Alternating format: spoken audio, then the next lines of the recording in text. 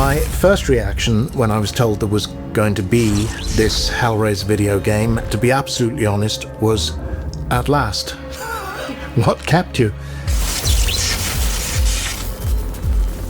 I would describe our game as a discomforting and dark story about people with inner voids. It's like a mix between violence and action, all wrapped in leather, flesh and chains. We're making our game for players who are into these kind of psychological horror experiences, but also for die-hard Hellraiser fans who want to get immersed into this world for the first time. So the protagonist of Hellraiser Revival is this guy called Aidan. He's a troubled guy, had various addictions in his life, and the most recent of which is that he's completely infatuated with his girlfriend Sunny. They use the configuration together and she's ceremoniously kind of torn to shreds. So from that point onwards, he's trying to survive, make some kind of deal with the Cenobites to get out of this whole situation alive, but maybe also to have Sunny back. He was modeled pretty closely on Julia from the original movie and from the novella. They both share a kind of infatuation, a sort of like wretchedness that makes them need more from life. When drawing a line on pushing the boundaries of sexuality and violence, it was like a no-brainer creatively, because Hellraiser as a franchise deserves to be really explicit and really violent. This game has a lot of sexual explicit stuff and a lot of gore and a lot of violence. So modeling things for this type of game was a challenge, especially to people who are maybe sensitive to things like that. You know, we had to look at references. So we were very careful what we were looking online and where we were looking at online.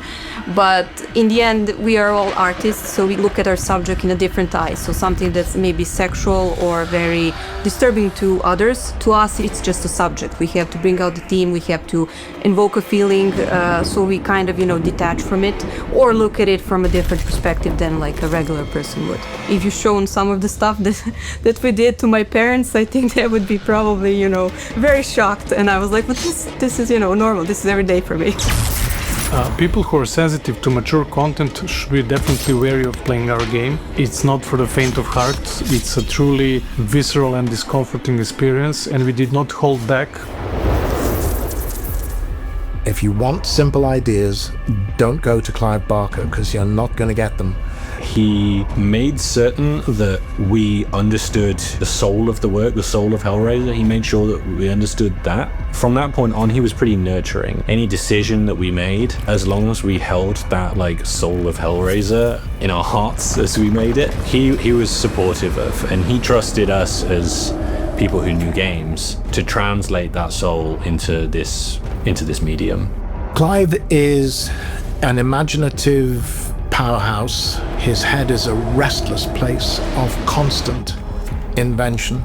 If I had to summarize him, then I would, without any hesitation, call him a genius and a friend. And to know that we are very nearly 40 years from when we shot Hellraiser, and to know that Clive has been involved and had a lot of input into this game, and to be part of it again myself, is strange. And how could I have ever expected that when we were shooting Hellraiser at Cricklewood Production Village 40 years ago? It's remarkable and it's wonderful. One of the key concepts that we wanted to incorporate into our game was that duality and contrast between the teams. So like this famous sentence, angels to some and demons to others, which always resonated in my mind whenever I was making decisions. It's all like in the eye of the beholder. For us, it was like it can be macabre or it can be beautiful. The contrast between, opposing things was very important to bring out in the game.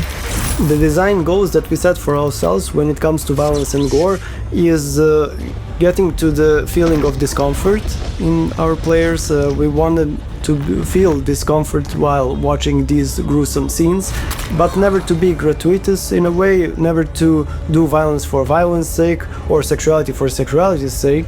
but to take it very seriously and to just honor the storytelling. It's all in service of the story. And Clive Barker, his stories never backed down from being violent or having these sexual themes, and we wanted to honor that. Okay, so when I saw the fan reacting to the announcement of our game, I basically did the most Hellraiser thing you can imagine. I cried. We know that we have a dedicated core fan base of the franchise, but seeing how big that fan base is how much they actually like and approve what we're doing, just give us so much more, motivation to keep going what we're doing and make a great game. We didn't really know for sure whether the world wanted a Hellraiser game like what we were making. And when they reacted to the announcement of the type of game that we were making, that this was a proper single-player premium survival horror experience, and that was exactly what they'd been wanting and kind of lacking, 99 out of 100 comments or reactions or whatever that we got on the internet were just like beaming positivity.